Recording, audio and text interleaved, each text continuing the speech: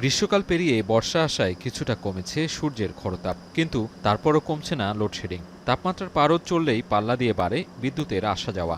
দিনের বেলায় যখন বিদ্যুতের চাহিদা থাকে তুঙ্গে, তখন দেশজুড়ে শুরু হয়েছে তীব্র বিদ্যুৎ সংকট। বিশেষ করে গ্রামাঞ্চলে সুখবর নেই বিদ্যুৎ নিয়ে। কোথাও কোথাও বিদ্যুতের দাবিতে আন্দোলন অবরোধেও নেমেছে সাধারণ গ্রাহকরা। এমন বাস্তবতায় গেল কয়েকদিন ধরে রাজধানীর অদূরে সাভার আশুলিয়াতেও চলছে বিদ্যুতের লুকোচুরি খেলা। ঘন ঘন বিদ্যুৎ বিভ্রাটে চরম ভোগান্তিতে এলাকাবাসী। এমনও গেছে যে সারা দিন ধরেই কারেন্ট নাই। তো এখানে যে ব্যবসা প্রতিষ্ঠানগুলো আছে তারাও ঠিকমতো কাজ করতে পারছে না। যাওয়ার একটা লিমিটেশন আছে, সেটা আসলে এখানে এত বেশি যায় যেটা একদম ক্রস। গরম শুরু হওয়া থেকে লোডশেডিং শুরু হয়েছে আর কি। আমাদের সাভারে আর আশুলিয়া এই দুই এরিয়াতে সবসময় এরকম।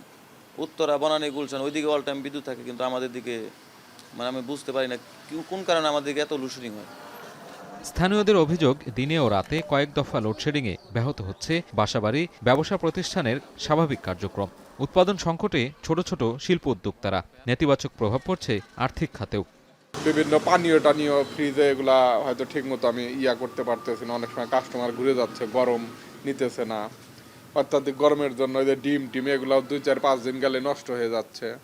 কারেন্টটা ভালোভাবে সার্ভিস দেখ সরকার, এটা আমরা চাই। আর আমরা ব্যবসা করে শান্তি পাই যেন।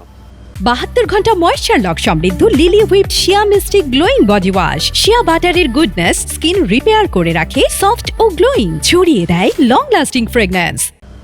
দেশের বিদ্যুৎ উৎপাদন সক্ষমতা প্রায় 30,000 মেগাওয়াটের কাছাকাছি হলেও 16 থেকে 17,000 মেগাওয়াট বিদ্যুতের চাহিদা মেটাতেই হিমশিম অবস্থা বিদ্যুৎ উন্নয়ন বোর্ড পিডিবির। পরিস্থিতি সামাল দিতে ঘণ্টাপ্রতি 2000 মেগাওয়াট পর্যন্ত লোডশেডিং করতে হচ্ছে। পিজিসিবির তথ্য বলছে, দুটি বিদ্যুৎ কেন্দ্রের উৎপাদন বন্ধের কারণে গেল রোববার দিনের বেলা সর্বোচ্চ লোডশেডিং হয়েছে 2888 মেগাওয়াট, আর মধ্যরাতে লোডশেডিং ছিল 2828 মেগাওয়াট। তবে একদিনের ব্যবধানে একই সময়ে লোডশেডিং কমে দাঁড়ায় 201 মেগাওয়াটে।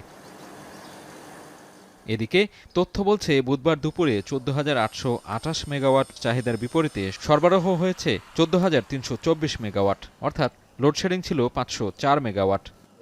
বিচ্যুত হয়ে যায়। বিশেষজ্ঞরা বলছেন, জ্বালানি সংকটে চাহিদার তুলনায় কম বিদ্যুৎ উৎপাদন হচ্ছে। তাই লোডশেডিংয়ের চাপ কমাতে বিদ্যুতের চাহিদা ও সরবরাহ ব্যবস্থাপনাকে ঢেলে সাজানোর পরামর্শ তাদের। এই লোডশেডিংকে কমানো আর একটাই উপায় আছে, সেটা হচ্ছে যে ডিমান্ডটাকে ম্যানেজ করা। যেমন যেখানে বেশি ডিমান্ড হচ্ছে সেখানে একটু ফোর্স করা, যে বন্ধ করা, যেরকম শপিং মার্কেট, শপিং মল। তো জ্বালানির যোগানটাও ঠিক রাখতে হবে, কিন্তু আমাদের ক্যাপাসিটি চার্জের যেই বার্ডেনটা, যেটা মূল, সেটা হচ্ছে গ্যাস ভিত্তিক বিদ্যুৎ কেন্দ্র, যেগুলো 6000 মেগাওয়াট আমরা বসায় রেখেছি, ওগুলো তো গলায় একটা ফাঁস হয়ে রয়ে গেছে। বিদ্যুৎ খাত সংশ্লিষ্টরা বলছেন, গ্রাম ও শহরে বিদ্যুৎ সরবরাহের বৈষম্যে অসন্তোষ বাড়ছে গ্রাহকদের মাঝে। বিদ্যুৎ প্রাপ্তিতে ন্যায্যতা নিশ্চিতে শহর ও গ্রামাঞ্চলে লোডশেডিং সহনীয় পর্যায়ে রাখতে সরকারকে উদ্যোগ নেওয়ার পরামর্শ তাদের। সরকারের যে প্রশাসনিক যন্ত্র আছে তারা ব্যবসা করতে শিখেছে, তারা মানুষের সেবা করতে শেখেনি। জ্বালানি সরবরাহ করার জন্য দরকার সরকারের ডলার, অর্থাৎ সরকারের আর্থিক সক্ষমতা। সিংহভাগ জ্বালানির জন্যই আমরা বিদেশি জ্বালানির উপর নির্ভরশীল, আমদানিকৃত জ্বালানির উপর নির্ভরশীল। আমরা বিদ্যুৎও আমদানি করি। তো এই আমদানি ব্যয়, অর্থাৎ ডলার করার সক্ষমতা সরকারের সীমাবদ্ধতা রয়ে গেছে। ক্যাপাসিটি চার্জ দিয়ে বিদ্যুৎ কেন্দ্র অলস বসিয়ে রেখে বাড়তি ভ্যাট ট্যাক্স কমানোর পাশাপাশি বিদ্যুৎ খাতের সংকট মোকাবেলায় প্রশাসনিক সক্ষমতা বাড়াতে সরকারকে মনোযোগী হওয়ার পরামর্শ দিয়েছেন খাত সংশ্লিষ্টরা। সাজিদ আরাফাত, এখন, ঢাকা।